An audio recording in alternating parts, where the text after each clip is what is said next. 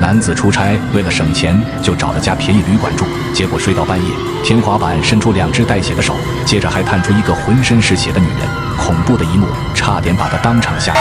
这是发生在2017年，那时我在一家机械厂做技术员，我的工作要不停地被派往全国各地调试设备，几乎全年都在各地出差。为了能省点钱，我一般都会住一些比较便宜的小旅馆，再拿快捷酒店的发票回去报销，总会有一点差价自己揣着。有一些规矩我还是挺注意的，比如不住最后一间，进门前敲3下什么的，所以一直以来倒是没有出过什么事。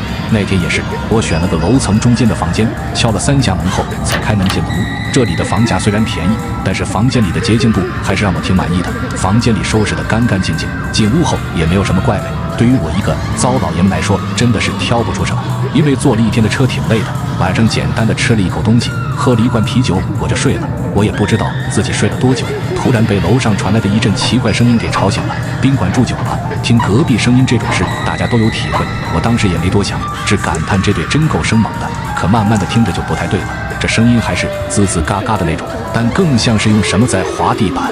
大家都知道用硬物划硬物的那种声音十分刺耳，让人非常的不舒服。我是越听越难受，可你越是不想去想它就越是往你的脑子里钻，弄得我烦躁的很，头都开始疼了。当我受不了看向天花板时，突然又感觉不对劲，那声音越来越清晰了，我几乎能听得出那是用指甲挠地板的声音，而且天花板上竟然还有一块暗红色的痕迹，是我进来的时候没有注意吗？不对，那印记在一点点的变大。又过了一会儿，从那印记中竟然垂下来一缕缕黑色的头发，我当时都被吓傻了，眼睛盯着那里始终挪不开。没多久，那头发越来越多，从头发中还伸出了2只带血的手，我被吓得血都凉了。当时只有一个念头，那就是大叫一声，抓紧跑出去。可是我突然发现自己根本就动不了，也喊不出来。很快，更可怕的一幕就出现了，那逐渐扩大的血色印记中竟然探出了一个浑身是血的女人，她只有上半身就那样僵硬地吊在那里，她的一双眼睛死死地盯着我，嘴巴张得老大，似乎在喊着什么，好像马上就要朝着我扑过来一般。我当时都被吓傻了，心脏狂跳不已，就感觉自己的心脏就能从嘴里跳出来，强烈的恐惧刺激的我终于叫了出来。这一声过后，我发现自己的身体可以动了，而刚才的一切都是一场噩梦。我缓了好半天才平复住了那狂跳的心脏，浑身都被冷汗湿透了。刚才的梦真的太真实了，可很快我又发现了不对，刚才那是梦，但那滋滋嘎嘎的声音却是真的从楼上传下来的。难道这跟我刚才的噩梦有什么关系吗？我仔细地听了一下，那好像真的是指甲挠地板的声音，那声音一直在持续，再加上刚才的噩梦，那滋滋嘎嘎的声音刺激得我头皮直发麻。我几次想上楼去敲门，可是一想到刚才的噩梦，又实在没有勇气起来。不管了，还是睡觉吧。我捂着耳朵，不断地强迫自己别去想，一遍遍地告诉自己快睡觉，把自己紧紧地用被子蒙住。我也不知过了多久，终于迷迷糊糊地睡着了。但这一晚上我根本就没睡踏实。一大早，我又被另外一阵声音给吵醒了，也就是天刚亮，楼下就传来了高一阵低一阵的说话声，弄得我心里那个气呀！本地人都这么勤快吗？一大早有什么好聊的？这么热闹，难道我选择的旅馆在早市旁边？我印象中这周围好像都是住宅啊，没有什么大市场。我一边抱怨，一边走到了窗边向下看去，这一看顿时就把我吓清醒了。楼下停着一辆警车，几个警察正围在我住的旅馆门前，周围还聚集了很多交头接耳的市民。就在这时，门外的走廊中又响起了一阵嘈杂的声音，我心里顿时咯噔一下，出事了！我抓起外套就冲了出去，想看看到底发生了什么事。顺着声音，我来到了楼上，一看有个房间被警戒线围了起来，那正是我住的房间正上方。再联想到昨晚的那个梦，我当时就有了一种十分不好的预感。当我凑到人群后面，看清了房间里的情况时，顿时就被吓傻了。在那房间的地板上躺着一个穿着清凉的女人，她的脸色青紫，应该是已经死了。那女人死相十分恐怖，据说是被枕头闷死的。看着她的脸，昨晚那道吊着的女人又浮现在了我的脑海中。当我在看到那女人的手时，我的脑袋中顿时就嗡的一下，那女人手上的指甲都翘起来了，地板上被挠出了一道道带血的痕迹。难道昨晚的滋滋嘎嘎的声音就是她发出的？一阵凉气从我的后背蔓延开来，因为那抓挠的声音可是持续了整整一晚上的。我打了个冷战，不敢再往下想了。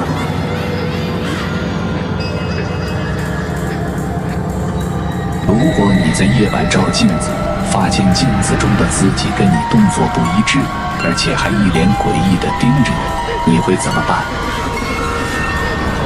在失去区买了一座价格挺合适的二手房，装修什么的都有了，几乎拎包入住。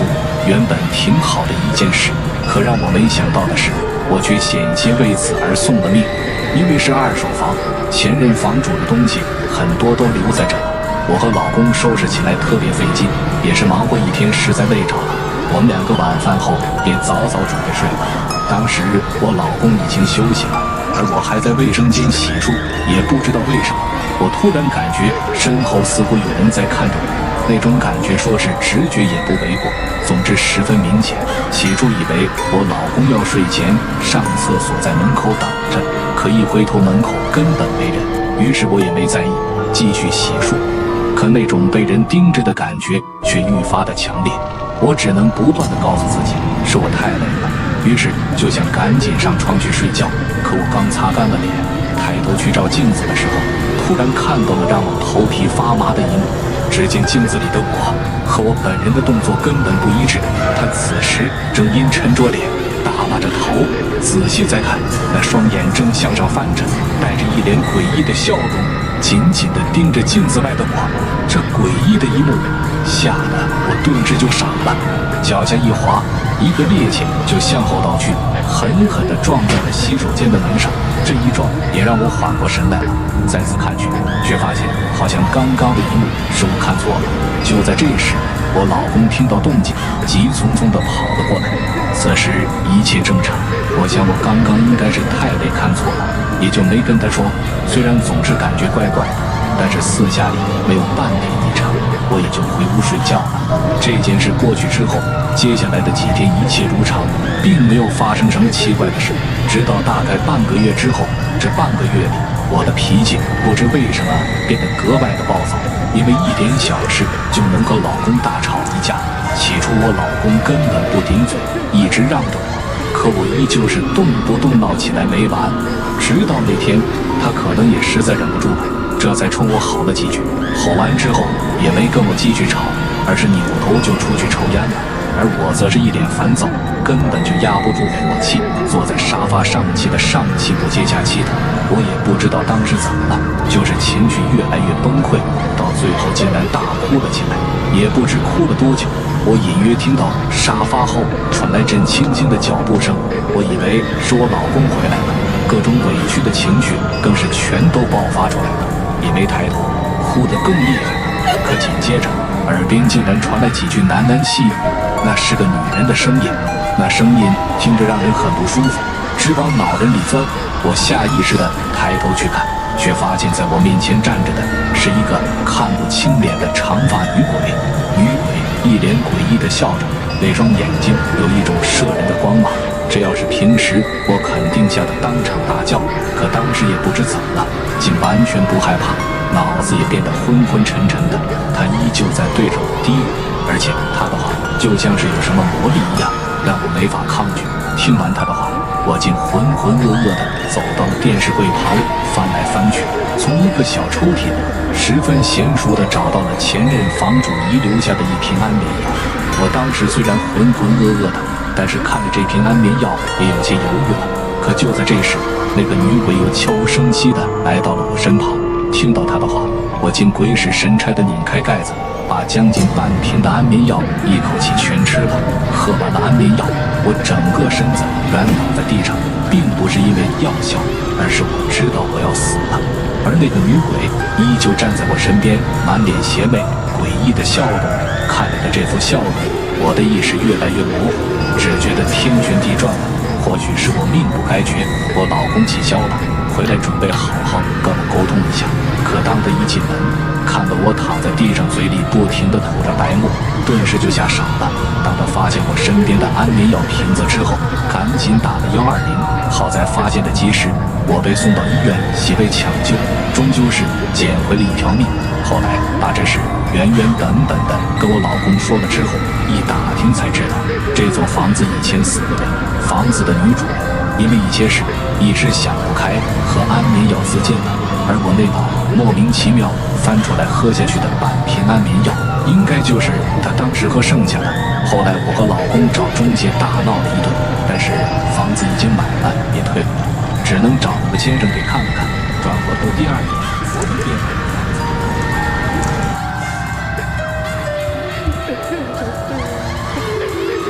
你有听说过广州城钟楼事件吗？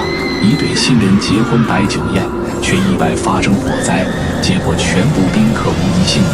在这之后，夜里还经常出现诡异的迎亲队伍。这个故事发生在上世纪80年代的广州河南区。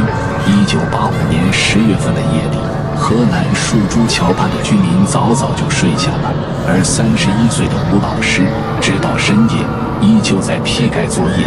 其实平时吴老师睡得比较早，但此时正值开学季，事情比较多，突然熬到深夜，吴老师整个人也显得十分的憔悴。喝了口浓茶提神，吴老师强撑着困意，想争取在12点前把所有工作都忙完。不过眼皮沉重的他很快双眼皮就打起了架，脑袋一沉，忍不住打了个盹，睡着了。可他刚迷糊着，窗户外就传来了一阵很是奇怪的声音。吴老师被这奇怪的声音惊醒，仔细听去，这声音像是唢呐声，这不禁让他由此好奇，但是他也没多想，只以为是附近哪个老爷子在练唢呐，嘀咕了一句就继续工作了。可声音不断传来，让大半夜赶工作的他确实有些烦躁。而且吴老师还发现，这唢呐声似乎越来越近，其中还隐约地夹杂着一些杂乱的脚步声。不管是脚步声还是唢呐声，在这深夜中都格外的清晰，实在是影响到别人了。说不烦躁那是假的。吴老师喝了口水，便起身朝着窗户走去。然而当他打开窗户往外望去，顿时就愣了。只见窗外不知何时起雾了，街道上的迷雾中，一群人影正由远及近的走来，唢呐声和脚步声正是他们传出的。迷雾中隐约可以看见，走在最前面的是2个穿着一身红衣、吹着唢呐的人，但是这2人给人的感觉却没有一丝喜庆，反而十分的诡异。不管是吹唢呐还是走路，都十分的呆滞。队伍继续走近，迷雾中的景象也逐渐清晰了，让吴老师看清了后面的人。那些人同样是一身红，抬着一顶大红色的轿子，像是一个迎亲队伍。吴老师看到这，一脸的疑惑，同时这些人也引起了他的好奇心，便趴在窗户上继续看去。很快，这支队伍就缓缓地走到了吴老师家窗户外的街道上。此时吴老师也看清了这些人的脸色骤然变得惊恐。放眼看去，只见这支迎亲队伍哪里是什么活人？迎亲队伍中，不管是吹唢呐的还是抬轿子的，每个人都没有瞳孔，脸色惨白，涂着猩红的腮红，嘴角诡异地笑着。而那个被抬的大红色轿子里面竟是空的。看到这一幕，吴老师不禁发出一声惊叫。反应过来后，吴老师赶紧将自己的口鼻捂住，躲在窗户旁。可这还是晚了。这一声惊叫引起了迎亲队伍的注意，唢呐声戛然而止，所有人都停下了脚步，僵硬地转过了身，脸上依旧是挂着诡异的笑容，朝着吴老师的窗口看了过来。吴老师吓得全身颤抖，直冒冷汗，紧贴着墙，斜眼看向窗外。不想窗外的迎亲队还在盯着这边，吴老师赶紧收回了目光，紧紧地靠在墙上，屏住了呼吸。好在没一会儿的唢呐声再次响起了，吴老师扎着胆子悄悄地斜眼看向窗外，果然那迎亲队已经离开了。而此时他才敢长长地舒了一口气。可接下来这支迎亲队竟然停在了他家斜对面的一栋被火烧毁的阁楼前。紧接着，迎亲队伍在迷雾中越来越淡，越来越淡，最终彻底消失了。吴老师看着斜对面那栋被烧毁的楼阁，猛然间似乎想起了什么，整个人再次紧张了起来。对了，7天前斜对面那家酒楼发生的那件惊动了整个广州的事件。这家酒楼虽然被火烧毁了，但是在之前可是广州有名的老字号酒楼承珠楼，上下总共3层。7天前，这家酒楼的3楼被包场举办了一场婚礼，新郎家有钱，亲朋好友也多，婚宴当天酒楼的3楼是宾客满席，台上新郎新娘拱手作揖，台下宾客们热闹地品尝着婚宴的菜肴。可就在这时，楼梯上传来了一声焦急喊声，接着一个人惊慌失措地冲了上来。众人闻言望去，只见楼梯口的火势已经蔓延上来了，浓烟也紧跟着弥漫开来。再看窗外，通红的火光闪动，一看那火势就不小。顿时间，现场乱作了一团。酒楼外的街道上围观的群众越来越多，而酒楼的火势也越来越大。一些人拎着水桶往上泼水，但一桶桶的水对于整个着火的酒楼来说可谓是杯水车薪，因为火势太大，很多人都被困在了火场中。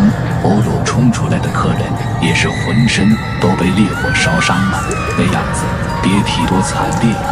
而大部分人都被困在里面，尖叫声、哭泣声、惨叫声连成了一片，就仿佛是人间地狱一般。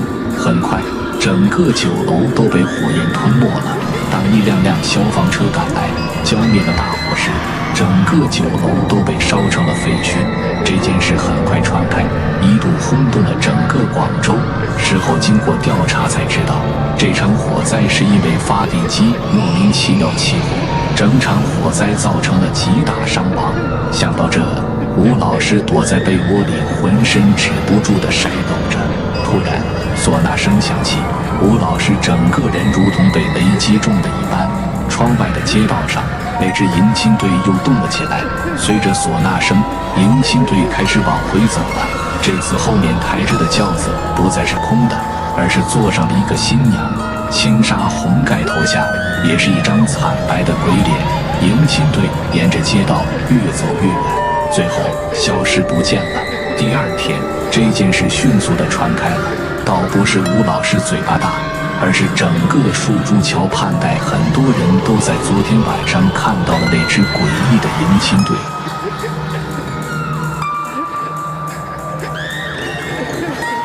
村里办婚宴当天，伴郎仗着家里有点关系，强行玷污了伴娘。伴娘一气之下上吊自杀了，结果变成鬼魂回来复仇。事情发生在2001年，是当时一件家喻户晓的真实事件。那天村里有个叫吴强的小伙子结婚，大伙儿可是热闹了整整一天。到了晚上也不消停，新郎的一帮发小齐去新郎家中开始闹洞房，这也算得上是村里的习俗。因为新娘子是邻村的，当晚新娘的几个闺蜜也都在。起初还只是一边喝酒一边调侃新郎新娘几句，可随着酒越喝越多，一帮人也越来越没分寸了。这不，玩着玩着，不光是逗新娘，一帮大老爷们又将目光对准了伴娘，接着竟趁着酒劲儿让伴娘们做一些极其羞耻的事情。而就在这时，旁边的卧室里突然传出一声尖叫，一个叫做小兰的伴娘从卧室里跑了出来。此时她衣衫不整，露出了大半个肩头，连衣裙好像都被人扒了下来，松垮垮的搭在身上。还没等大伙反应过来，小兰就跑出了房间。就在大家好奇到底发生了什么的时候，新郎的发小李忠平竟赤裸着上身，一边提着裤子一边从卧室里走了出来。原来这家伙趁大伙刚刚不注意的时候，把小兰拽进了卧室。这一下可就激怒了新娘，再怎么说她欺负的也是自己的闺蜜，只是没想到都到了这个时候，李忠平静依旧，毫无悔意，反而骂骂咧咧地指责伴娘玩不起。面对这样的无赖，新娘也没工夫跟他争论了，而是赶紧转身跑出去找小兰。可等他出门时，院里早已经看不到小兰的影子了。这一下他是真着急了，毕竟小兰是来参加他婚礼的，真要出了什么事可怎么交代？此时的新娘真的是恨透了他们这帮毫无底线的狐朋狗友。可眼下也不是掰扯这些的时候，当务之急是赶紧找到小兰。于是两口子急冲冲地冲了出去，不只是新娘，其他几个人也都急坏了。真要出啥事，他们可脱不了干系。可没想到，还是迎来了最坏的结果。大概1个小时之后，众人终于在村东头找到了小兰。然而眼前的一幕却却让所有人都傻了眼。此时的小兰浑身只穿着内衣，早已经吊死了。众人只觉得大脑中一片空白，尤其是刚刚对小兰实施不轨的李中平，整个人都懵了。趁着打在小兰脸上的手电光，李中平看清了那张脸，只见他舌头吐出来老长，尤其是那双眼睛，仿佛透着强烈的怨恨，死死地盯着他。出了这档子事，毫无疑问，李中平立即被抓走了。可让所有人都没想到的是，这个李中平家里有点关系，大概1个星期之后便被放了出来。不过天道有轮回，回到家的当天晚上他就出事了。当晚，李中平的父母直到深夜都无法入睡，愁容满面地站在李中平门外，听着屋里的动静。要知道，这李中平虽然当着强奸了小兰，但他早已经结婚了。为这事，两口子吵了整整1宿了。可李中平至今为止依旧不曾悔悟。这不，出了这种事，他妻子哪里还肯跟他过得下去？约好了明天就去办离婚手续。听到离婚，外面的老两口可愁坏了，但一时间也不知该如何是好。毕竟说到底，这事是李中平不光彩在先，换作是谁也不想再跟他过下去了。就在老两口一筹莫展时，突然听到屋里传出一阵十分尖锐的笑声。听到这动静，老两口吓了一跳，忙着趴在窗户上朝房间里看去。只见此时他家儿媳妇正坐在床边，满脸痛苦地抱着头，浑身止不住地颤抖着，嘴里还不停地发出呜咽的声音，像笑更像是在哭，别提多诡异了。紧接着他就跟突然变了个人似的，一脸癫狂地看向床上的李中平，再仔细看去，他的舌头吐出来老长，满脸狰狞，像极了上吊死了的小兰。而此时的李中平依旧不耐烦地趴在床上准备睡觉，对这诡异的一幕浑然不知。可窗外他的父母却急坏了，拼命地敲打着窗户来提醒他。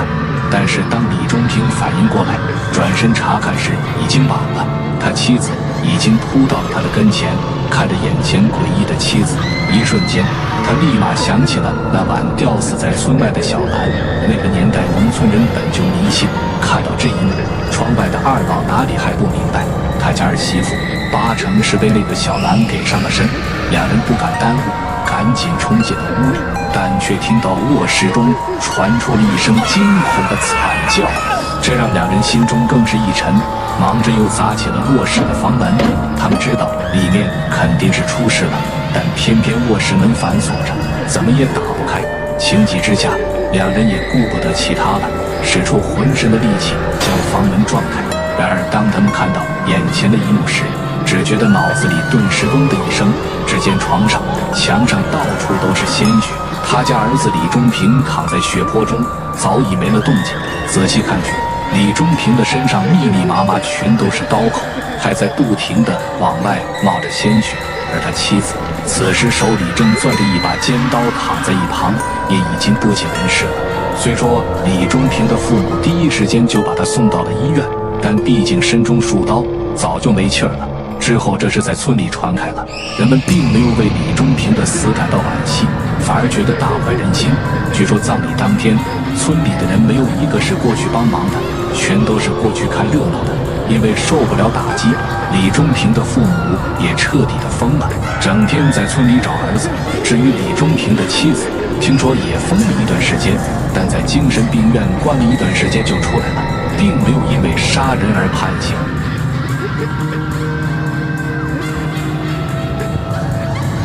如果你夜晚在野外看到戏班子在唱戏，千万不要过去看热闹，因为你不知道是唱给人看的还是唱给……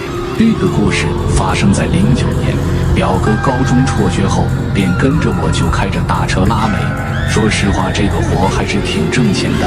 那次是表哥头一次跟车，父子俩从大同装了一车煤后，当天晚上跟着车队一路奔向河北。那晚他们最后装的车排在车队的最后面，途经新州地界的一个村庄时，我舅的车坏在了路上，检查了半天也没看出毛病，反正就是怎么也打不着火。没办法，只好打电话让结伴的车队回来救援下。可这会儿人家早就跑出去几里地了，两人只能在车上等着。等人实在无聊，表哥点了根烟，便下车找地方撒尿去了。刚下车绕到车后面方便了，就发现路边不远处亮着灯，远远的望去，那亮着灯的地方应该是这个村里的戏台子。此时戏台上正咿咿呀呀地唱着戏，戏台的光线有些昏暗，像是早年间那种灯泡发出的光。可眼前已经11点多了，唱戏的还没散场，想着回车上干等也无聊，于是就打算过去瞧瞧。一进戏台院，发现里面看戏的人并不多，也就10几个，坐在院里的木桩上。表哥爱凑热闹，叼着烟就来到人群边上，找了个空木桩子就坐下了。他的到来并没有引起看戏人群的关注，反倒是戏台上唱戏的花旦动作突然停顿了一下，瞥了他一眼。表哥刚好和他对视在一块，说来也怪，以前不喜欢看戏的他，突然发现这些穿着戏服的人还挺有意思。很快表哥就融入到了大家的叫好声中，也不知道看了多久，突然间表哥发现戏台的帷帐后面冒起了浓烟。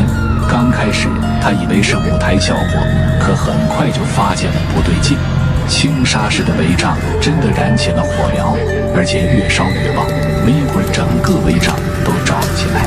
这一下可把表哥吓坏了，但戏台上唱戏的演员们并没有停下，就好像没发现一般。表哥急得要命，看着那越来越大的火苗，忍不住地喊了起来：救火！救火啊！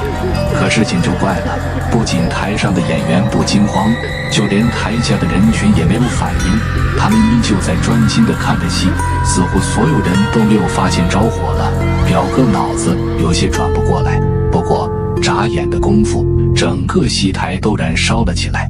看到这一幕，表哥再也忍不住了，朝着身边的人就大吼了起来：快救火啊！然而这一嗓子喊完，众人依旧没动，只是齐刷刷地将头转向了他。表哥顿时就懵了，他这才发现这些人神情呆滞，眼睛里根本没有瞳孔，哪里是什么正常人。表哥吓得一屁股就瘫坐在了地上，不经意间又看到了戏台上，脑子里顿时再次嗡的一声。只见戏台上的演员们笼罩在火焰中，大火烧毁了他们的衣服，空气中更是弥漫着皮肉被烧熟的味道。可他们依旧在唱着，丝毫没有要停下来的意思，更没有挣扎，任凭大火在身上肆虐。眼前的一幕已经不能用震撼来形容了。表哥说他当时一直在大叫，突然一阵踏踏的脚步声惊醒了他。表哥转头一看，那些看戏的人竟然把他围在了中间，那一双双没有瞳孔的眼睛紧紧地盯着他。看着这一张张狰狞的面孔，表哥就觉得头皮一阵阵的发麻，身体都僵硬了起来。人害怕到一定地步，已经无法发出声音了，用尽了力气的呼救，那声音弱得连自己都快听不到了。就在这时，表哥兜里的手机突然响了，清脆的铃声让表哥的脑子里清醒了很多，可是想要动一下依旧很难。一个简单的动作，表哥哆哆嗦嗦的竟然就是完成不了。就在表哥着急的时候，一个熟悉的声音响起了：臭小子，跑那边鬼嚎什么呢？电话也不接，干嘛呢？二舅的声音让表哥提着的心终于稳了下来，整个人也活了过来。而这时他突然发现，刚刚围住他的那些人已经不见了。再看戏台上，哪里有什么唱戏的戏班子，更没着什么火，眼前只有一座破破烂烂的戏台。至此，表哥哪里还不知道发生了什么，拼了命地爬起来，朝着大路上跑去，双腿依旧软得厉害。可是表哥不敢停，跌倒了再爬起来，踉踉跄跄地朝着二舅跑去。见到了二舅，表哥终于松了一口气，直接瘫软在了地上。二舅他们见势不对，忙着过来扶。这时才发现表哥整条裤子早已经湿了。表哥缓了好半天，结结巴巴地说起了刚才的经历。听表哥讲完，几个人全都呆住了，说不信吧，表哥那样子又不像在撒谎。短暂的呆滞过后，众人忙着把表哥抬上了车，这里既然诡异，还是尽快离开的好。从那开始，表哥跟着二舅跑大车，再也没敢在大晚上的乱跑过。后来他们才听说，原来那年春天，村里唱戏，戏班子就住在戏台的后面。有天夜里，有人抽烟没掐灭烟头，酿成了惨剧。整个戏班子20多个人，只有3、4个人逃了出来，其余人全都葬身在了火海。